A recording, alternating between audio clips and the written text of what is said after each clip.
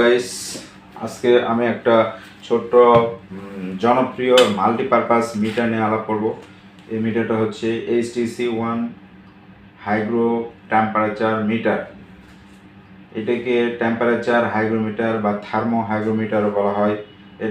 এর সাথে আছে টেম্পারেচার, হিউমিডিটি এবং ক্লক। তিনটা দেখা যাবে যে কোনো রুমে রাখলে এইটা সেই রুমের টেম্পারেচার, হিউমিডিটি শো করবে এবং আপনি ক্লক সেট করে দিলে অর্থাৎ ঘড়ির টাইমটা ঠিক করে দিলে সেই টাইমটা শো করবে। তো চলুন আমরা এই মিটারটার বিস্তারিত জানি। এটা একটা multifunctional indoor thermo hygrometer with clock, memory store, recall, maximum minimum function. এটার টেম্পারেচারটাকে আপনি ফারেনহাইট এবং সেন্টিগ্রেড দুইভাবে দেখা যাবে।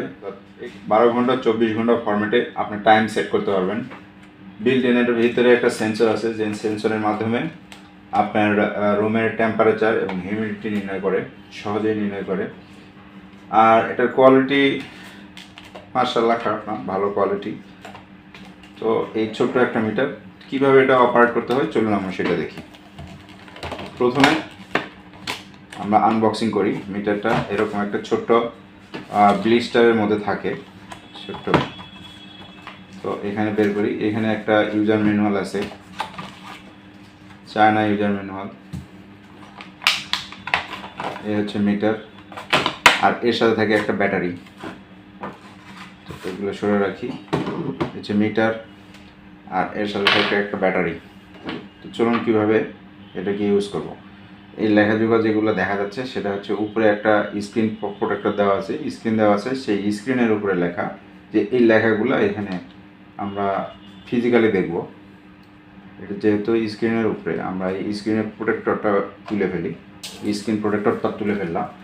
স্ক্রিন প্রোটেক্টরটা তুলে ফেললে কিন্তু কিছুই দেখা যায় না। এই যে এরকম স্ক্রিন প্রোটেক্টরটা তুলে ফেললে কিছুই দেখা যায় না। এইখানে তিনটা বাটন আছে, 1 2 3, তিনটা বাটন। এটাকে HTC-1 temperature, clock, humidity metre. চলুন এটাতে ব্যাটারি ওঠানো যাক। এটা হচ্ছে ব্যাটারি কেসিন। একটা ব্যাটারি লাগে, 1.5 ভোল্ট AAA ব্যাটারি। ব্যাটারিটা লাগালাম। ব্যাটারিটা লাগাইলে এই যে অটোমেটিক রিডিং নেওয়া শুরু হয়ে গেছে। রিডিং চলে আসছে, এই যে রিডিং চলে আসছে, রিডিং দেখা যাচ্ছে। তো উপরেটা দেখা যাচ্ছে টেম্পারেচার, নিচেরটা হচ্ছে হিউমিডিটি 46%। এটা হচ্ছে হিউমিডিটি, আর্দ্রতা, বাতাসের আর্দ্রতাটা।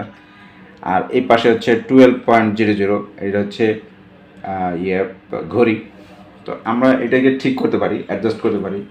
একটা কেসিনটা পিছনে লাগিয়ে নিই। চলুন কীভাবে এটা অ্যাডজাস্ট করে। প্রথমে আপনি মোড, এখানে তিনটা বাটন আছে, মোড, অ্যাডজাস্ট, মেমোরি।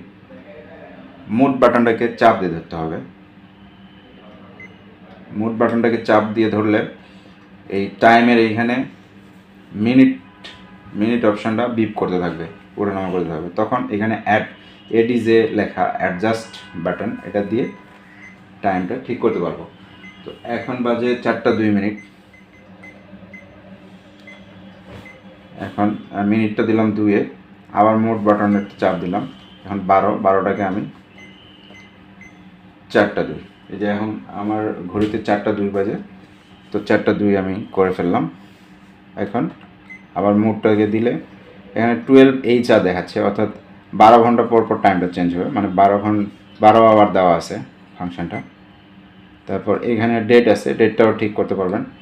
ডেটটা চাইলে আপনি ডেটটা এখান থেকে ইয়ার আর কি বছরটা সেট করে নিতে হবে। যাই হোক, আপনার এইখান থেকে বছরটা সুবিধা মতো সেট করে নিতে হবে। এরপরে আবার মোডে আসি, এখানে